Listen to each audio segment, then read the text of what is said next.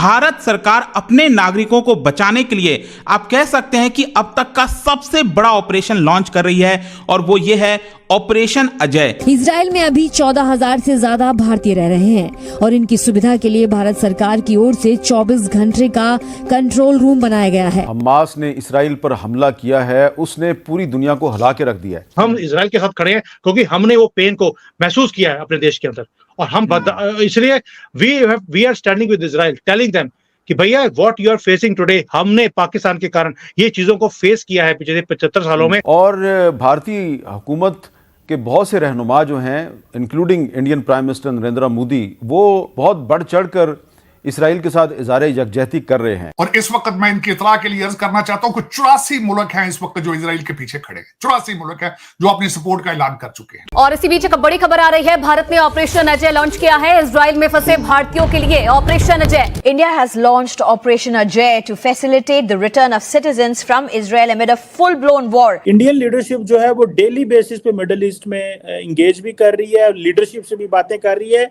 और अब उन्होंने एक सेंटर भी खोल दिया ताकि वो लोग जो वहां पे फंसे हुए हैं उनके तो वो इनसे एंगेज कर सकें। पाकिस्तान ने सिर्फ 7 अक्टूबर को एक छोटी सी 4 लाइनों की प्रेस रिलीज जारी की, उसके बाद एक लफ्ज नहीं बोला। दूसरा तार साहब, इंडियन लीडरशिप जो है वो डेली बेसिस पे मिडिल ईस्ट में इंगेज भी कर रही है, लीडरशिप से भी बातें कर रही है, और अब उन्होंने एक सेंटर भी खोल दिया ताकि वो लोग जो वहां पे फंसे हुए हैं उनके तो वो इनसे एंगेज कर सकें। एक बात तार साहब, इजिप्ट ने अपने दरवाजे बंद कर दिए हैं मुसलमानों के लिए, गजा के मुसलमानों के लिए, और ये फिर मगरब ही अच्छा है, यूरोप और अमेरिका अच्छा है जो दरवाजे खोल देता है जब भी लड़ाइयाँ होती हैं और कहता है आ जाओ।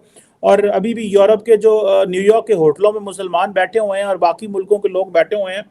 आप इसको कैसे देख रहे हैं? और इसमें बाकी ममालिक के किरदार पे भी बात करें तार साहब, ईरान का किरदार भी पे बात करें कि अब हमास ने क्या जो फलस्तीन के लोग हैं उनको बेयारो मददगार छोड़ दी है। अब वहाँ पे रोजाना की बुनियाद पे कोई 20-30 वो बिल्डिंग्स गिरा देते हैं, पूरे का पूरा जो है वो मिट्टी के मैदान बन चुके हैं, इतनी बड़ी बड़ी बिल्डिंग्स, इतने बड़े इलाके। What do you make of that art साहब? फलस्तीन के अंदर एक तो ये 15 साल की 5वीं जंग है, ये पिछले 15 साल की, ये पहली दफा नहीं हुआ, पहले भी जनीन और बड़ा कुछ हुआ वहां पे। उसके बाद मैं ये बताना चाहूंगा इन फलस्तीनियों के अपने अमाल की वजह से, क्योंकि जॉर्डन में जाके ट्रबल मेकर बन चुके हैं, उनके किंग पर अटैक किया था, आज इजिप्ट ने अपने दरवाजे बंद कर दिए उनके लिए।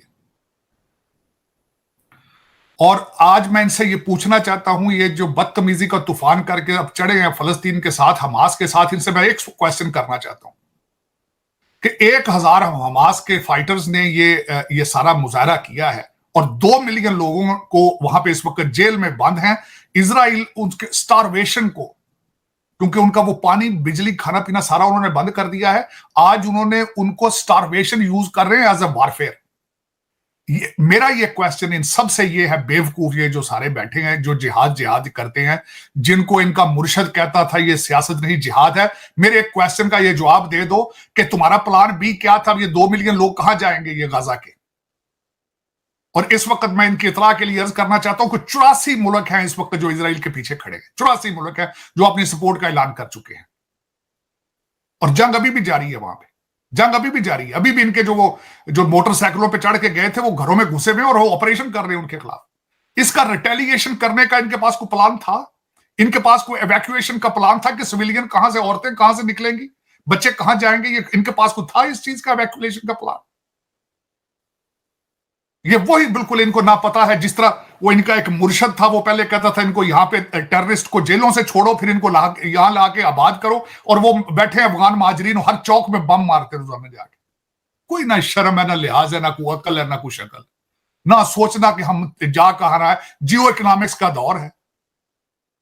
और आज मैं एक और मजे की बात, अभी तक ये सर्टिफाई नहीं हुआ चीमा साहब, लेकिन यहां वॉशिंगटन डीसी में खबर चल रही है कि बम क्यों नहीं रुके, जो इनका डूम सिस्टम था, डूम, कहते हैं they were American made, left in Afghanistan, और क्योंकि उनके पास कैश मौजूद नहीं है उन्होंने बेचे हैं, और वो वाया ईरान या दूसरे वो सीरिया पहुंचे और सीरिया से यहां पहुंचे,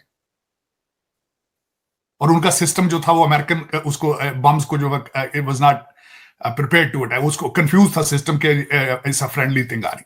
लेकिन उसमें मैं ये समझ ये रहा हूं बात कि आने 84 मुल्क एक साइड पे हैं, और सारे जो कंट्री में जिनकी बात कर रहा हूं वो कांगो नहीं है, वो दुनिया की वर्ल्ड पावर है, जिनके पास टेक्नोलॉजी, जिनके पास पैसे हैं। और दूसरा, आज वाशिंगटन डीसी में ये भी बात एक हो रही है कि either they are fighting the proxy of Iran, China and Russia. Ukraine को काउंटर करने के लिए उन्होंने इनको आगे किया। चुनाचे अमेरिका से हजारों नहीं हजारों की तादाद में जो यहूदी हैं, ईसाई हैं, उन्हें जहाज़ों में भर भर कर इसराइल लाया जा रहा है ताकि वो मुसलमानों से जंग करें, लड़ाइयां करें। आप दूसरों की जमीन छीन लो तो वाह माशाअल्लाह, वाह वाह वाह वाह वाह, जज़ाकल्लाह जज़ाकल्लाह, और आपकी कोई ले ले तो हराम का पिल्ला। अब हद ये हो गई है कि पाकिस्तान में जो टेररिस्ट हमने पाल के रखे थे, बनाए थे, सिखाए थे, पढ़ाए थे, अब उनकी जान को भी खतरा है। और कई हमने आपको बताए भी थे, जो 2-4 जो बीच में आप जानते हैं कुछ अरसे पहले एक एक करके मारे गए, वो तो अलग ही है। और आज एक खबर और आई है, और वो आई है जी इस आदमी की, इसका नाम है शाहिद लतीफ। ये 2016 में पठानकोट, या जी हाँ 2016 में पठानकोट अटैक के लिए इंडिया को ये वांटेड था, यानी इंडिया को ये मतलूब था। इंडिया ने कहा था कि जी ये आदमी की इन्वॉल्वमेंट है पठानकोट में 2016 में, और ये इंडिया ने कह रखा था कि जी मोस्ट वांटेड टेररिस्ट में से ये एक था।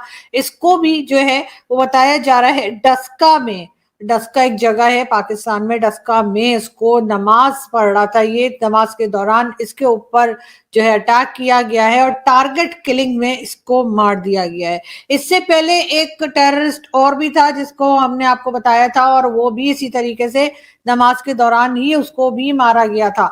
और अब ये एक और जो है उसका भी बताया जा रहा है। इसके अलावा कराची में भी एक आदमी के ऊपर, यानी एक टेररिस्ट जो था, जो कि हाफिज सईद का साथी ही बताया जा रहा था, उसको भी जी, जिसे कहते हैं कि कराची में टारगेट किलिंग में उसको भी मारा गया था। अब ये एक के बाद एक इस किस्म की न्यूज जो है वो आती चली जा रही है, जिसको सुनकर मुझे यकीनन लगता है कि जो टेररिस्ट पाकिस्तान में रहते हैं, और जो इमरान खान साहब ने एक बार कहा भी था, जिसके ऊपर उनकी विचारों की काफी खिंचाई हो गई थी कि पता नहीं कितने 40,000 और कितने उन्होंने जो है बता दिए थे कि जी टेररिस्ट पाकिस्तान में इस वक्त घूम रहे हैं इधर से उधर। तो बिल्कुल जी वो सबके सब घबरा गए होंगे कि भाई ये कौन सा नई नौटंकी शुरू की है पाकिस्तान ने, कि पहले तो हमें बनाया, पढ़ाया, लिखाया, समझाया, क्या कुछ करवाया, और अब एक एक करके इनको मारा जा रहा है।